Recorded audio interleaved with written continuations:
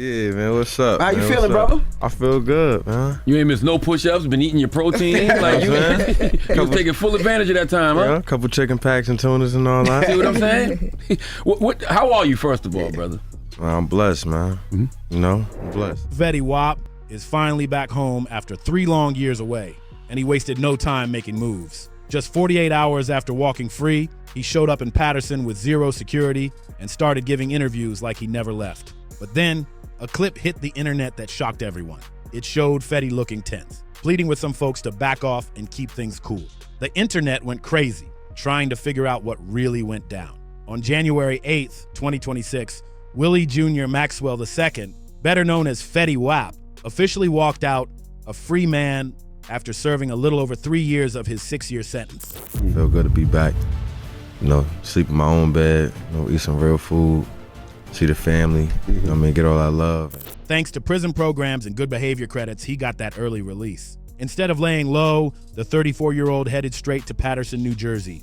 No entourage, no heavy protection, just him pulling up to his family's spot where 20 to 30 of his closest people were waiting. Everyone was hyped, chanting 1,738, while his classics like Trap Queen and 679 blasted in the background. For days, the celebration kept rolling, home-cooked meals, family vibes, and that Jersey energy. His mom and siblings even threw together those local favorites: Taylor ham sandwiches, Italian hot dogs, all that.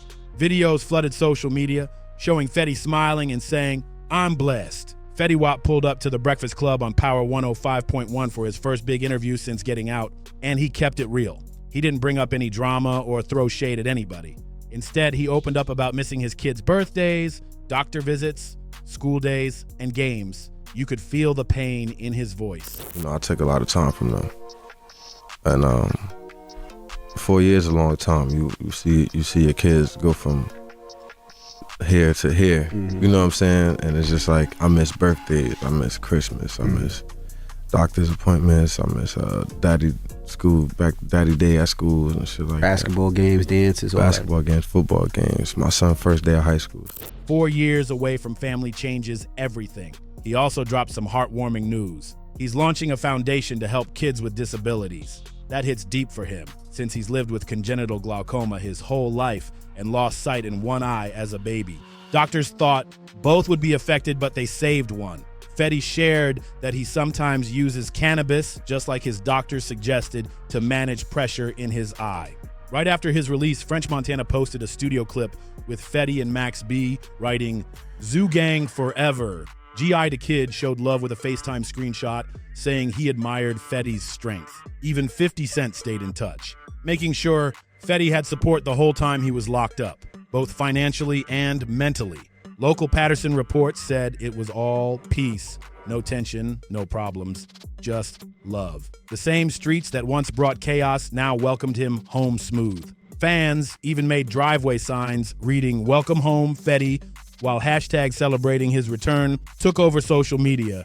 You gotta check what really went down before everything blew up. It all kicked off with a 5 a.m. trip to a Patterson deli that turned into straight chaos. March 26th, 2017, Fetty Wap and his Remy Boy crew slid into the Montclair Deli after a late night show. Yeah, I had glaucoma when I was little. Matter of fact, my mother is here, actually. Mom. Welcome to TMZ, Mom. I'm asking him about his eye right now. How old was I when I lost my eye? This is the right answer. 6 months old. I was 6 months when I got glaucoma. It was a regular spot for him for years.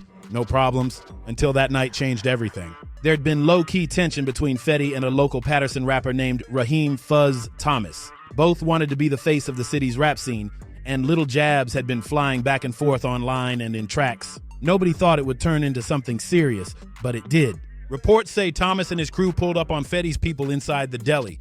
Things got physical quick. One of Fetty's friends got jumped, and someone even grabbed his 1738 chain, a big symbol for Zoo Gang. The store's cameras caught the whole thing. The shouting, the scramble, people ducking and running out. 2 of the people involved got rushed to St. Joseph's Regional Medical Center in Patterson, while another showed up later at Hackensack University Medical Center to get checked out. Word on the street was that one of the injured might have been Sylvester Huffin, one of Fetty's day ones and an executive producer for RGF Productions, who may have accidentally hurt himself during the chaos, though that was never officially confirmed. When the cops showed up, they found a Springfield .45 on Raheem Thomas, which turned out to be reported stolen from Colorado. They also said he had some restricted rounds on him. 50 did a lot for me. You know what I'm saying? He from day one, it was like he reached out like, yo, whatever you need, just holler at me. You know what I'm saying? And I'm like, all right. And then it was like, where this money going? I'm like, what? Like, you know what I'm saying? I ain't used to that. I'm used to it's always the other way around. Nothing was found on Huffin, and it wasn't clear who else might have fired off outside once things got wild. The law didn't waste any time. Thomas, 36 back then, got taken in on weapon-related charges, but was released the next day under New Jersey's new bail reform laws. That didn't last long. 2 days later, after video footage confirmed he was involved, they brought him back in and hit him with a list of serious charges, including robbery and assault. After that, Thomas went on social media and posted a masked up pic of someone wearing Fetty's chain, claiming he didn't do it, but clearly trying to stir things up. Fetty fired back online with new chains, showing he wasn't backing down from anybody. That whole moment showed how deep the tension in Patterson's underground rap scene ran. It wasn't just music, it was personal. Thomas, known locally as Fuzz, was on the come up, and the rivalry was about respect and control of the city's sound. That night was when everything boiled over, but in the end, Fetty was cleared. So how long were you a part of the Remy Boys? Day one, Remy Boy, me, Fetty, Monty. We started it all together. We was all like down together, basically like homeless together, feel me? So where we just kind of like came up with that, but just building our craft, you feel me? He was seen as the one caught up in the madness, not the cause. After the deli incident, things stayed calm for the most part. No big street drama, just the occasional rumor or old clip popping up online. Fetty kept pushing forward, dropping music and staying close to his family, while Raheem Thomas dealt with legal issues that kept him out of the spotlight. But that wasn't the only storm brewing. Before the fame, before the deli moment, there was tension building inside Fetty's own circle, right within Zoo Gang and the Remy Boy family. The Remy Boys, also known as RGF or Zoo Gang, were Fetty's original crew from Patterson. They came together around 2013 or 2014 with names like Monty, Goodad 4000, and P. Dice, whose real name is Brian White. P. Dice was there from day one. He was in the videos, on the tracks, and he says he's the one who helped connect Fetty with the right industry people to take off. According to P. Dice, he first met Monty in the studio. He is my student. Him and Monty are my students. Like, their lives changed when they met me. You feel me? Like, I taught them flows, like all the original flows that Fetty, I don't know, it's like a style going in circles right now, but like all the original flows, like from the day one flows, those were my flows. I mean, that was my style, but I embraced it, you feel me? Like, cause I ain't no hater. And soon after, they linked with Fetty. The chemistry was instant. They started making bangers together. And when Trap Queen dropped in 2014, everything changed. It went multi-platinum and turned them into stars overnight. Their Remy Boys mixtape was buzzing hard, and once they signed with 300 Entertainment, the money started flowing in fast. But by mid-2015, cracks started showing. Word spread about problems inside the camp, and Fetty went public that July saying P. Dice was no longer part of the team. In a now-deleted social post, he claimed P. Dice was being greedy, watching everyone else's pockets but not pulling his own weight in the studio or on tour. Fetty even said he'd been covering Dice's expenses for months without seeing any effort back. P. Dice clapped right back, saying he wasn't hating, he just wanted credit. He claimed he started that melodic, singy rap style in Patterson, the same flow that later became Fetty's trademark. Fetty Wap once admitted that about 20% of his style was inspired by Max B, the wave master who helped shape that melodic Jersey sound. But not everyone agreed with how that style took off. In August 2015, P. Dice fired back with a diss track, a Trap Queen remix. It's either P. Dice or it's all of y'all. Like, we want problems, and as long as he's in y'all squad, we want problems with y'all. And Wap said, all right, he gotta go. Straight like that, that's the truth. I ain't leaving nothing out. That's the dead truth. Directly calling out Fetty's biggest hit, In it, he claimed he was the one who put Fetty on and that Fetty switched up once success hit. He even threw in lines about unpaid royalties and being cut out of the 300 entertainment deal. P. Dice didn't stop there. He dropped more tracks like Facts later that year, laying out everything he said went down behind the scenes. He accused Fetty and RGF Productions of not giving him credit on songs and locking him out of projects he helped start. To back it up, P. Dice began posting old photos, text screenshots, and behind-the-scenes clips trying to show he was part of building the whole Remy Boys brand. Fans started taking sides fast, Team Fetty or Team Dice, and social media went wild. Things heated up even more when Jersey rapper Tax G jumped into the mix, claiming Fetty had borrowed his flow. P. Dice went online explaining his side, saying Tax G's people pressed Fetty's crew and gave them an ultimatum. It's P. Dice or none of y'all. According to P. Dice, Fetty chose to distance himself instead of sticking beside his day one. By September 2015, reports surfaced that P. Dice filed a lawsuit against Fetty and RGF Productions for breach of contract, saying he was owed over $100,000 in royalties from Trap Queen and other records. Now, were there any other tracks you were supposed to be on? Yeah, I was on Whatever, and I was on How We Do Things, and I was on 679, I was on Rewind, I was on a lot of tracks, a lot of them on SoundCloud. Yeah. Word, but I was on at least 4 tracks on the album. The case was quietly settled out of court in 2016. Details never made public. After the fallout, P. Dice's career slowed down. He dropped independent tapes like Dice World in 2016, but they didn't break through. He said Fetty's team even removed his parts from some songs on Fetty's album. Meanwhile, Fetty reshaped his circle, making Monty his main collaborator on new hits like 679 and My Way. In interviews, Fetty kept it cool, saying, "Yo, it's all love, but business is business." Still, fans noticed the tension. His 2015 track Decline was seen as a low-key response, throwing shade at fake friends and money chasers. The back and forth didn't end there.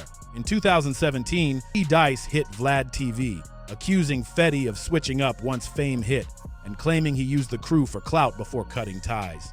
Fetty Wap never really fired back publicly after 2015, but in a 2018 Complex interview, he mentioned learning tough lessons from bad business early on. I was locked up. This kid is like an actor, my nigga, like, but I'm gonna let him, like, I mean, we gonna meet up one day. I'm pretty sure I'm gonna see him one day. They think they gonna blackball me or like get me out the way, but we gonna meet up though. Everyone knew he was referring to the whole fallout. That situation turned into a lesson for the rap game. A real example of how loyalty, fame, and money can twist up group dynamics fast. Over time, that tension cooled off. P. Dice focused on low-key releases and online content, sometimes reflecting on loyalty and the past. Like that 2020 post where he talked about real ones staying solid. But even with time passing, those memories stayed part of Fetty's story. So when he came home in 2026, the streets were watching. The same streets where friendships once flipped overnight, where chains got snatched and chaos once ruled, now welcomed him back in peace. Still, before the feds got involved, there was one last messy moment that showed how fast things could go left in Fetty's world. The wild Labor Day weekend in Vegas. September 1st, 2019, Labor Day weekend at the Mirage Hotel and Casino around 6:10 in the morning. Fetty had just performed at the MTV Video Music Awards days earlier in New Jersey as part of a Garden State tribute, with legends like Queen Latifah, Redman, Naughty by Nature, and Wyclef Jean. Like where I come from, I'm from Patterson, bro. You know what I'm saying? I'm from Patterson, New Jersey, man. Like you know what I mean? You make your bed, you gotta lay in it. Mm-hmm. So it wasn't, when it happened, it was like, all right, whatever. Like, let's just get this shit over with. You know what I'm saying? Like, it wasn't like, damn, I wish I could have did this or did that, because I did it once. And that's what I chose to do. I knew the consequences. Everything was looking up until Vegas happened. Reports say Fetty, 28 at the time, got into an argument with a valet worker over a car issue. Maybe a delay or some mix-up about his vehicle. Words got heated fast and things escalated. When security tried to step in, it got even messier. Punches were reportedly thrown, and 3 employees ended up with minor injuries. One of the Mirage staffers made a citizen's arrest to hold Fetty and his team until police arrived. Around 8:30 a.m., Las Vegas Metro Police showed up and officially booked him on 3 misdemeanor battery counts, one for each person involved. TMZ dropped the footage in October 2019, and it had everybody talking. The video showed multiple camera angles from the Mirage Valet area, capturing the whole wild scene. You could see Fetty stepping forward, clearly heated, throwing a couple of solid punches before security jumped in to hold him back. The clip showed guards shouting, trying to pin him down while guests scattered around in shock. The prisoners run the programs in jail. So if you like taking classes, like I got my GED in prison. Congratulations. Thank you. You know, I did that. They had like stock classes or like what is it called? S&P Fortune, something like that. S&P 500s. Fortune 500. And they teach you about the Billinger, top Billinger thing, bottom Billinger, all of that stuff. If that's what you went to, they got whatever you want. If you want to learn Spanish, you can go in there and learn Spanish. The chaos lasted just a few minutes before things finally cooled off. Fetty was booked into the Clark County Detention Center for a few hours, posted bail, and walked free the same day. Later, prosecutors adjusted the charges, cutting it down to 1 misdemeanor count focused on the security guard. By January 2020, a judge approved a deal that cleared the case completely, as long as Fetty stayed out of trouble and followed through with community service or anger management classes. No conviction, no lingering drama. This one wasn't tied to any street beef or old rivalries, just a heated moment that spun out of control and faded fast once it hit the blogs. But that calm didn't last long. Fast forward to October 29th, 2021, the Rolling Loud Festival at Citi Field in Queens, New York. Fetty was set to perform that night but never made it to the stage. Right before showtime, federal agents from the FBI and DEA moved in backstage, taking him into custody along with 5 others as part of Operation Crash Out. The group included Anthony Lenardi, who was reportedly a corrections officer, plus Brian Sullivan, Anthony Cinci, Kevin Gunning, and Robert Lenardi. It's a saying we got in jail, right? If you could watch TV for an hour, you could do anything for an hour. So out of jail, of course, we don't have to be at certain things at certain times. Give yourself 2 hours a day for yourself. Go in there, close the door, meditate, whatever. If that's what you went to, meditate. I don't know, do some yoga or some shit. I don't know how to do yoga and shit. I'm not flexible and shit. But for me, I like pull-ups. The feds accused them of being part of a large-scale scheme that moved controlled substances across the country. Court documents described a setup where products were shipped from the West Coast to the East Coast using private vehicles and flights, often with secret compartments known as traps. Investigators said the network stretched from California to Suffolk County, New York, and even Fetty's hometown of Paterson, New Jersey. The whole thing allegedly ran from mid-2019 to mid-2020, with a street value estimated in the millions. Authorities claimed the case tied into the broader national crisis surrounding illegal opioid use, which was peaking at the time. Federal investigators claim Fetty was playing a key role in the operation, saying he helped coordinate major shipments and used his connections and status to keep things moving quietly behind the scenes. They said they had texts, surveillance, and even wiretaps linking him to the case. One surprising part of the indictment was the involvement of Anthony Leonardi, a New Jersey corrections officer accused of using his job to share inside info and provide protection for the network. Leonardi pled not guilty when he was arraigned. The judge gave him a $500,000 bond backed by family property and released him on house arrest with an ankle monitor while he waited for trial. But before Fetty's own case could move forward, another incident hit the headlines. This time during a FaceTime call that went completely off the rails. On December 11th, 2021, Fetty reportedly got into a heated argument with someone the feds only identified as John Doe. According to court papers, the other person made some really disrespectful remarks, including hurtful comments about Fetty's daughter Lauren, who had tragically passed away a few months earlier. When they say, oh, if you go back home, this could happen, that could happen, it only happens if you allow it. If you're a weak man, weak shit gonna happen to you. You know what I'm saying? When you stand on business, stand on business. You know what I mean? So I don't follow crowds, I lead them. You know what I mean? I wasn't the Remy boys. I'm Fetty Wap. And even called him a rat. That set Fetty off. Authorities said Fetty reacted by making serious verbal threats while flashing what appeared to be a firearm on camera. The moment was recorded, and that clip instantly became key evidence. especially since one of his release conditions banned him from having any kind of weapon. By August 8th, 2022, federal agents picked Fetty up in New Jersey for violating his bond. His $500,000 release was revoked, and he was sent to Nassau County Correctional Center before being transferred to federal custody in Brooklyn while waiting for trial. Fetty's lawyers argued that his outburst came from raw emotion, that he was provoked after hearing cruel comments about his child and false accusations against him. But the court ruled that breaking his release terms couldn't be ignored. On August 22nd, 2022, Fetty pled guilty to 1 count of conspiracy to possess and distribute over 500 grams of a controlled substance. Show kids, like, especially kids with disabilities. You know what I'm saying? Like, kids with disabilities, kids that's less fortunate, kids that, like, grew up without their pops or grew up without their moms or grew up in a foster care, that, you know what I'm saying?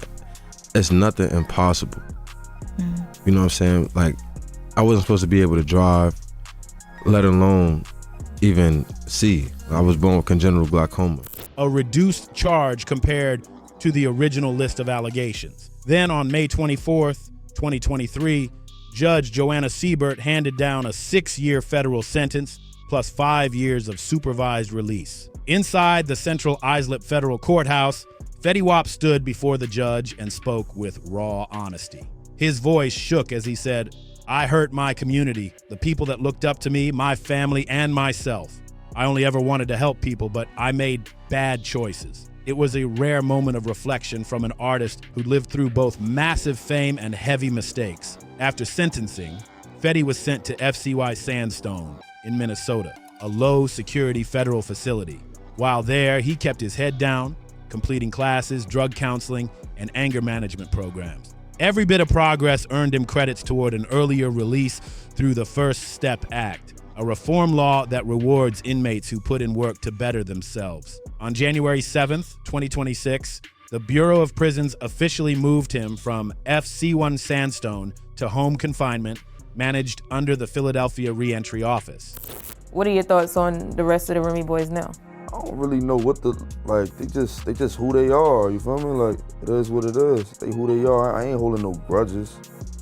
Like, I ain't mad. Like, I ain't holding, like, I'm working, you feel me? Like I told you, feel me? I'm doing me, so. But I just see how people are, feel me? Everything come back to bite us in the ass, though, feel me? Karma's a bitch. He was finally back in New Jersey soil, but freedom came with strings attached. Technically, he was still in BOP custody, meaning every step was monitored and every move had limits. Home confinement might sound like freedom, but for Fetty, it was still a cage with softer walls. He's got an ankle monitor tracking his location 24/7, and if he steps even slightly outside his approved zones, his probation officer gets an instant alert, risking a trip right back inside. He's restricted mainly to an approved home near family in the Jersey area, and every outing, whether it's a doctor's visit, a probation meeting, court date, or even a studio session, has to be pre-approved. Travel, forget about it. He can't go beyond a specific radius without clearance from the feds, and he's banned from entering any neighborhoods tied to his old lifestyle or past conflicts. On top of that, he faces random check-ins, surprise house visits, and mandatory counseling and outpatient programs connected to his prior case. Financially, Fetty's moves are limited too. No opening new bank accounts or making big purchases without approval. They're keeping a close eye to make sure his comeback stays clean and legit. He's also subject to random drug tests, with any slip up or refusal possibly sending him right back behind bars. His home confinement is set to last until around November 8th, 2026. After that, he'll transition into 5 years of supervised release, which runs until about 2031. That means continued probation check-ins, no unapproved travel, no firearm possession, and restrictions on alcohol use. I never been on a cruise before. And I just seen like I was go out every day the commercial come on. I'm like, yo, this that's shit funny. taught Max me, B bro. just said the same thing when he just on a left. cruise. He was like, yo, I can't wait to go on a cruise. Yeah, like that's something you just, it be little shit like that. Like I swear, when I was home, Chick-fil-A didn't have mac and cheese yet. And so every day Chick-fil-A showed macaroni and cheese. I'm like, what the fuck? Like, damn, I gotta get some macaroni and cheese. Did you try some already? Chick-fil-A. Nah, I haven't Not been yet. yet. But you know, it's like little things like that. You know what I'm saying? So, man, Like, I just want to love on the kids, man. Any violation, even a minor one, could land him back in federal custody fast. Any contact with known felons, especially anyone linked to his old case, is strictly off limits for Fetty Wap now. Those conditions are crystal clear. No association with people involved in any kind of criminal activity.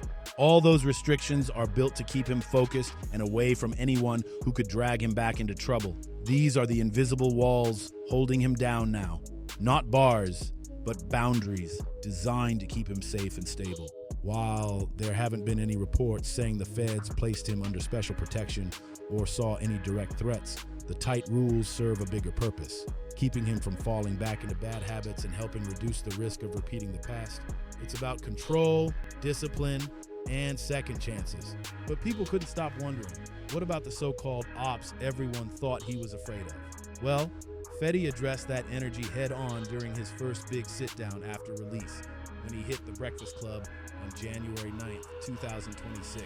He didn't bring up old beefs, didn't mention any enemies, and didn't sound like a man worried about safety. Instead, he talked about growth. He said his time locked up was humbling, that it made him appreciate silence, peace, and freedom. He shared how the experience taught him patience and humility, saying he came out with a clearer mindset and a stronger sense of purpose. When asked about returning to Patterson, Fetty said he wasn't scared, not even a little. His words were confident. Weak moments happen to weak men, and he's not one of them. Soon after, the Shade Room posted a screenshot from his Instagram, where he thanked fans, family, and close supporters like 50 Cent. In that caption, he laid out his new mission: investing in education, youth programs, and vision health initiatives. He promised to use his platform the right way, focusing on giving back and staying out of trouble. That old tension with Raheem Thomas from the 2017 Deli chaos, it's been quiet for years. Thomas faced his legal consequences and stayed low ever since, with no new incidents or public back and forth. The feud that once had the city buzzing has officially cooled down. Same thing with P. Dice. That chapter's done. He shifted into low-key music drops and online content. No more threats or shots thrown. By 2020, he was reflecting instead of reacting, turning that once heated rivalry into a lesson for the next generation of artists, a reminder that business and brotherhood can clash if you're not careful. As for that Vegas moment, it turned out to be a one-time mistake that Fetty handled the right way through a court program. No more drama, no runbacks, just growth from the lesson. So when Fetty finally came home to Patterson, the welcome was pure love. No chaos, no tension, just chants of 1738 echoing through the block. Within 48 hours, he was back doing interviews, relaxed, smiling, and talking about normal life. Chick-fil-A runs, mac and cheese, and cruise trips with his kids. Even his ex, Mo, who had tweeted frustration when he was first released, changed her tone. When TMZ caught up with her, she said she truly wished him peace, healing, and growth, hoping he uses this new chapter to rewrite his story for good. Fetty Wap's journey shows that redemption is real if you're willing to do the work. Thanks for watching. Don't forget to like, share, and subscribe, and stay tuned to see what's really happening next in our hood.